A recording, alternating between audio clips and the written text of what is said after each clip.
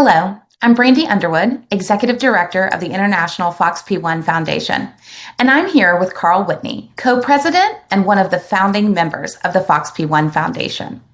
Today, I'm chatting with Karl about some recent announcements and developments in the world of gene therapy for brain disease. Hi, Brandi. Yeah, I want to talk about a couple of recent announcements from drug companies that are developing gene therapies for Huntington's disease and Rett syndrome, and what these might mean for the FOXP1 community. So specifically, I'm talking about these two companies, uniQure and Taysha. They're developing products in late-stage development, meaning they're getting close to the finish line. And they have recently announced agreement with FDA about how they'll evaluate their gene therapy products in pivotal clinical trials. So a pivotal trial or trials, these are the key study or studies that a sponsor conducts to show FDA and other regulatory agencies around the world that their product is both safe and effective. And the key point here is that both trials will be small, so-called single-arm studies that will compare the drug to what we call an external control data set. And that means it's a collection of data that already exists by some other researchers that's external to the sponsor's clinical trial. Thank you, Karl. You mentioned that it's a single-arm design. Why does that matter? So you may have heard of the term randomized control trial, or so-called gold standard for clinical studies. This is where one or two or more groups are enrolled in parallel for a trial.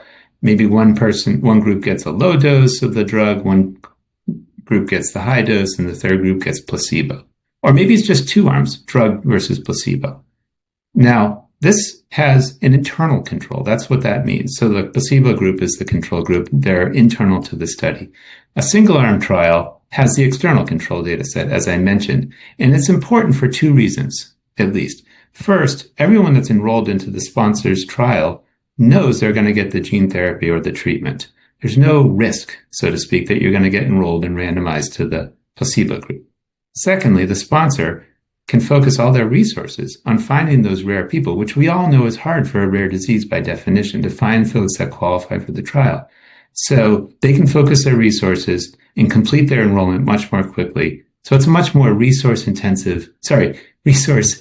efficient and time efficient way to conduct clinical development. And it's still very scientifically valid. Oh, thank you. So I imagine that helps them get to the finish line faster? Yes, absolutely. Especially important, again, for rare disease, where it's hard to find the people that qualify for the trial. But there's a little bit more I want to talk about today. For both of these studies, the external control data come from well-designed natural history studies. And so there's another new term. What these are studies that just follow people over time. There's no drug or therapy, gene therapy administered. They just come back, for one or more return visits over time, usually a year or plus, to monitor them and see how they're developing over time.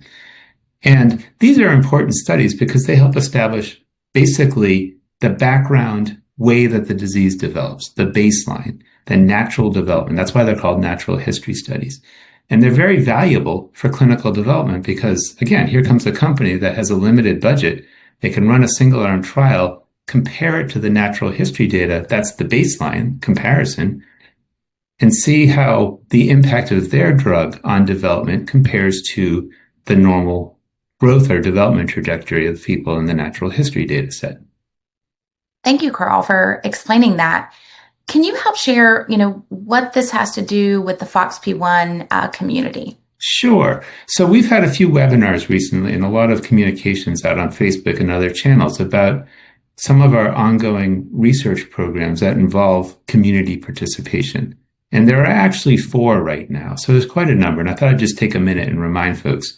First of all, there's RareX, which is a relatively long-standing relationship we have for at least 2 years. It's a prospective study where parents enroll and provide data about their FOXP1 family member over time in a structured, secure data system.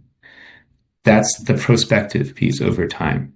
There's also a new program that we've spun up in the past few months called Citizen, or in partnership with a group called Citizen, that is using artificial intelligence to analyze and interpret medical records going all the way back to birth for people with FOXP1 syndrome. So we can go back in time and collect all the other information. Those early years when everything was a blur to us, well, it's captured in the medical records.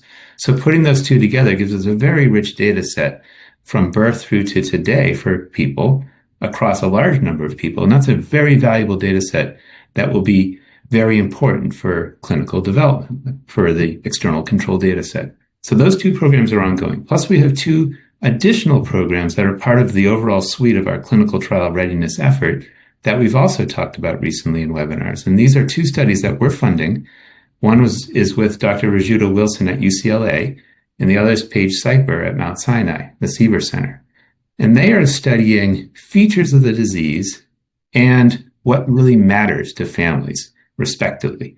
And so those research efforts, which require community participation, will help get at parameters or characteristics of the disease that are easily and efficiently measured that can serve as an endpoint for a clinical trial, a thing that you would measure over time to later compare against the natural history.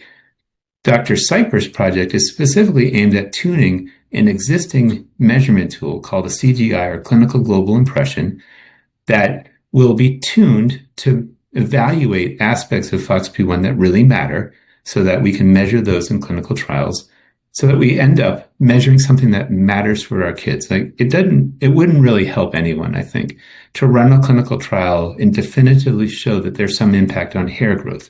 What really matters is impact on things that we know about every day: speech, IQ, anxiety, other behavioral issues. So that's what we're focusing on. So putting those four efforts together is what we've been talking about lately as part of our clinical trial readiness effort. And the key thing I want to explain to folks is that it completely depends on community participation to provide this information. And the payback is directly back to us because it helps flesh out these data sets that make clinical development possible.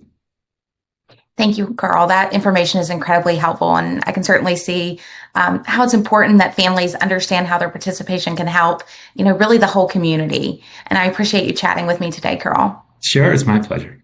Yes, and if you'd like to learn more about FOXP1 syndrome or support our work to advance research and empower families, visit foxp1.org.